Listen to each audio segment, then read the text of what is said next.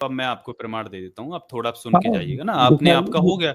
अब हाँ। हाँ हाँ, चलिए अब मैं आपको म्यूट कर रहा हूँ, तो आपकी तरफ से थोड़ा डिस्टॉर्शन है। तो अब देखिए दोस्तों, ये इनकी मनुस्मृति है। मनुस्मृति क्या कहती है इनकी, यहीं से भेदभाव शुरू होता है। मनुस्मृति अध्याय 1 श्लोक 31 में कहा है मनु ने, सृष्टि का रचयिता ब्रह्मा ने संसार में वृद्धि करने के लिए मुख से ब्राह्मण, बाहुओं से क्षत्रिय, उरुओं से वैश्य और पैरों से शूद्र पैदा किया। तो अब ये बताइए, यही सबसे बड़ा भेदभाव है कि यहाँ पर जो शूद्रों को पैरों से पैदा बताया है और ब्राह्मणों को मुंह से पैदा बताया है। ठीक है, अब यहाँ पर ये मनु के भेदभाव है। ठीक है, तो इन्होंने ये सारी चीजें यहाँ पर कर दी हैं। देखिए इसके साथ ही उसने पूर्वोक्त हर वर्ण जाति का काम भी निश्चित कर दिए। वेद पढ़ना, पढ़ाना, यज्ञ करना और दान लेना व देना ब्राह्मणों के लिए, प्रजा की रक्षा करना, दान देना, यज्ञ करना, वेद पढ़ना और विषयों की आसक्त न होना क्षत्रियों के लिए, पशुपालन, दान देना, यज्ञ करना, वेद न पढ़ना, व्यापार करना, ब्याज लेना देना, खेती करना वैश्यों के लिए, शूद्र के लिए काम निश्चित करते हुए मनु ने लिखा है, ब्रह्मा ने ब्राह्मण आदि तीनों वर्णों की बिना किसी हील हुज्जत व मन मुटाव की सेवा करना ही शूद्रों के लिए प्रधान काम बताया। तो शूद्रों को भाई इन तीनों वर्णों की बिना हील हुज्जत के, बिना मन मुटाव के, बिना हीन भावना के उनकी सेवा करना बताया। तो यहाँ पे ही उसने ये अनटचेबिलिटी कर दी है ना, ये यहाँ पर डिस्क्रिमिनेशन कर दिया है कि वो सिर्फ उनकी सेवा सेवा करेंगे। अब करेंगे। आगे आगे दिखाते हैं, और मैं ये तो प्रमाण और भी दिखा दूंगा कि ये कौन करता था। अभी अगर मदर इंडिया खोलूंगा तो आपके कानों से खून निकलेगा पांडे जी। ठीक है, तो यहां पर देखिए मनुस्मृति अध्याय 1 का 95, 96, 98 और 101 श्लोक है। यहां पर कहा गया, अर्थात ब्राह्मण के मुख से देवता लोग अपना हिस्सा हव्य तथा पितर अपना हिस्सा कव्य खाते हैं। ब्राह्मण से श्रेष्ठ कौन होगा। इस श्लोक में ब्राह्मणों के लिए हलवा पूरी की पूरी गारंटी कर दी गई है ना, क्योंकि इस तरीके से यह बात कह दी गई है कि ब्राह्मणों का पेट लेटर बॉक्स है, उसमें जो डालेंगे वो खाद्य पदार्थ आपके देवताओं और पितरों यानी मरे हुए पूर्वजों तक पहुंच जाएगा, और ब्राह्मण पहुंचा देता है। तो अब इसके बाद आगे बढ़ते हैं दोस्तों, क्या कहा गया है ना, वो कह रहे हैं अध्याय 9 313 314 श्लोक में, अर्थात महाविपत्ति में फंसा हुआ राजा भी, मतलब राजा कितना भी विपत्ति में फंसा हुआ हो लेकिन फिर भी ब्राह्मणों को कुपित ना करे, क्योंकि ब्राह्मण कुपित ब्राह्मण सेना और वाहन सहित राजा को साप तथा तपस्या एवं मंत्र शक्ति से तत्काल नष्ट कर देती। ये डर दिखाया गया 313 श्लोक में ना, कि ब्राह्मण भैया आपको नष्ट कर देंगे। आगे कहा है, ब्राह्मणों ने साप देकर अग्नि को सर्वभक्षी और समुद्र को खारे पानी बना दिया तथा चंद्रमा को क्षय युक्त करके पीछे पूरा किया। ऐसे ब्राह्मणों को कुपित कर कौन नष्ट होना चाहेगा, अर्थात सभी नष्ट हो जाएंगे। तो ये इस तरीके से डर भय भी मनु ने लिखा है कि ब्राह्मणों को भाई उनकी उनके ऊपर ना कोई सवाल खड़ा करे, ना उनके ऊपर कोई प्रश्न चिन्ह लगाए, और उनकी जो गारंटी जो दी गई है ना, वो गारंटी बरकरार रहे, इसलिए पूरा इसमें डर दिखाया गया है ना। अब आगे देखते हैं, ऐसे तो बहुत कुछ दिखा दूंगा लेकिन मैं शॉर्ट शॉर्ट में बताता हूं कि अब ये पूछ रहे थे ना, तो इसलिए इन्होंने देखिए कैसे शूद्रों को अत्याचारित किया है और कैसे उनको अपमानित किया है। उन्होंने कहा है 8:21 में कहा है, 8वें अध्याय के 21वें श्लोक में, जिस राज्य के राज्य में शूद्र न्यायाधीश होता है उस राज्य का उसके देखते ही देखते कीचड़ में धसी हुई गाय की तरह मुसीबत में फंसकर दुखी होता है। तो अब ये शूद्रों को अगर वो न्यायाधीश भी बन जाए तो उस पर भी रोक लगा दी है ना, क्योंकि ये लिख दिया है तो अब मनुस्मृति के कानून है, मनुस्मृति कोई पढ़ के देखेगा कि भाई शूद्र तो न्यायाधीश नहीं बन सकता। अब जब न्यायाधीश जिस वर्ग का होगा नहीं, तो उनके वर्ग के लोगों को न्याय मिलेगा ही कैसे, क्योंकि न्याय करने वाले तो अपर कास्ट बैठे हैं, ब्राह्मण बैठे हैं, तो वो तो अपने जातीय हितों को, अपने वर्गीय हितों को देखते हुए न्याय करेंगे। तो ये जो शूद्र समाज है वो तो पूरा गया गर्त में। आगे देखें, अब क्षत्रिय जो खुद को बड़ा बलशाली समझते हैं ना, अब यहां पर भी देखो 9:320 में कहा गया है, अध्याय 9 के 320 श्लोक में, अर्थात अत्यंत समृद्ध क्षत्रिय भी यदि ब्राह्मण को पीड़ित करे तो उसका साप आदि के द्वारा शासन करने वाला ब्राह्मण ही है, क्योंकि क्षत्रिय ब्रह्मा की बाहु से उत्पन्न हुए हैं। इस कथन से क्षत्रियों को ब्राह्मणों से नीचा दिखाने की कोशिश की गई है, लेकिन ऐसा लगता है कि इसके प्रति क्षत्रियों की अच्छी प्रतिक्रिया ना थी। अतः कुछ समय बाद या तभी ब्राह्मणों ने कूटनीति का आश्रय लेकर यह घोषणा कर दी।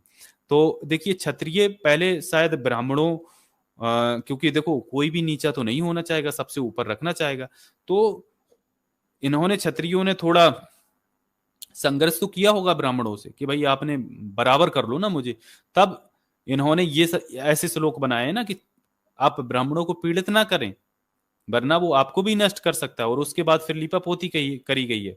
तो इन्होंने लिखा है आगे 9:322 में, ब्राह्मण के बिना क्षत्रिय और क्षत्रिय के बिना ब्राह्मण समृद्धि को नहीं पा सकते, किंतु मिले हुए ब्राह्मण और क्षत्रिय इस और उस लोक में समृद्धि पाते हैं। तो देखिए जब इनको लगा कि भाई क्षत्रिय क्या पता हमारी बात नहीं मानेंगे और ब्राह्मणों को कहीं पलटवार ना अरे कर दें, गायब हो गया, भाग गया भाग गए, भगोड़ा, भाग गया। हाँ, नहीं सुनता, भाग खून गए। खून निकल रहा होगा। सच्चाई नहीं सुन सकते हैं, खून निकल रहा अभी होगा। अरे मुझे पूछना था इनसे कि ऐसे कैसे, ये कैसे पैदा हुआ है। मुझे इनसे, हाँ हाँ हाँ हाँ, आ गए आ गए। मैम अभी ये है तो स्क्रीन पे अभी है हाँ ना, अभी हाँ, सुनने अभी दो मुझे इनको। गायब लगे थे। हाँ, सुनिए। तो चलिए, अभी दोस्तों आप लोग लाइक शेयर करते रहिए, मैं इनको पूरा दिखाता हूं। तो देखिए यहां पर जब इन्होंने ये कहा कि जो क्षत्रिय हैं वो ब्राह्मण, यहाँ पर कितना भी समृद्ध क्षत्रिय हो जाए पर ब्राह्मण को पीड़ित ना करें, तो इन्हें डर लगा कि क्षत्रिय ब्राह्मण को पीड़ित ना करें।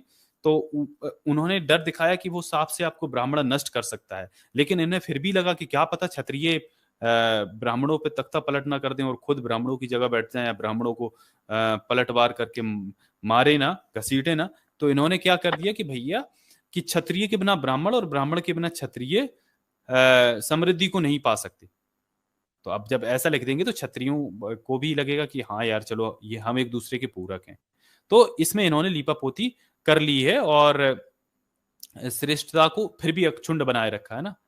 तो अब यहां पर देखिए, लेकिन 311 अध्याय 3 के 311 श्लोक में देखिए, यदि घर में क्षत्रिय जाति का अतिथि आए तो उसे ब्राह्मण को भोजन खिला चुकने के बाद भोजन पूछना चाहिए, उसके साथ नहीं। तो देखिए, यदि घर में क्षत्रिय जाति का अतिथि आए तो उसे ब्राह्मण को भोजन खिला चुकने के बाद ही पूछना चाहिए। मतलब अगर वैश्य और शूद्र के घर में अगर ये जाते हैं तो पहले ब्राह्मण को खिला दें, उसके बाद क्षत्रिय को। तो पूरा बरकरार रखेगा ना ये डिस्क्रिमिनेशन। और देखिए 10 वर्ष का ब्राह्मण और 100 वर्ष का क्षत्रिय आपस में पिता पुत्र के समान है। यानी 10 वर्ष का ब्राह्मण है तो वो 100 वर्ष के क्षत्रिय का भी बाप है। ठीक है। और ये 8:276 में आया है। तो अब यहां से देखिए ना, अब यहां पर अब ये कह रहे हैं कि भाई वो नीचता या अपवित्रता ब्राह्मणों ने नहीं फैलाई। क्यों नहीं फैलाई भाई? इतिहास देखिए, इतिहास आपको आपके धर्म ग्रंथ बताते हैं। क्योंकि आपने जो जब से धर्म ग्रंथ बनाए हैं तब से ये अस्पृश्यता, अनटचेबिलिटी फैली है। और ये 5:32 ये चीज को कंफर्म करता है। इसमें क्या कहा गया, अर्थात नाभि से ऊपर जितनी इंद्रियां हैं, यानी जो हमारी हमारी नेवल है, इसके ऊपर की इंद्रियां हैं, वो सब पवित्र हैं, वो सब प्योर हैं, वो सब अच्छी हैं। लेकिन जो नाभि से नीचे के हिस्से हैं वे सब अपवित्र हैं, मतलब उनको गंदा बताया है। तो देख लीजिए ना, वैश्य क्योंकि नाभि के नीचे के भाग से उपजे था, वे भी नीच हैं वैश्यों को। इसलिए मैंने जो पिछली स्ट्रीम में उसमें बताया भी था कि एक टाइम ऐसा था कि वैश्यों को भी पढ़ने का अधिकार नहीं था। बाद में वैश्यों को फिर ये मिल गया जब इन्हें लगा कि यार हम ज्यादा अल्पसंख्यक हो रहे हैं। और तो ये इस चीज को बढ़ाते गए ना, थोड़ा थोड़ा उनको प्रिविलेज देते गए। तो ये सारी चीजें इनकी अन्यायपूर्ण।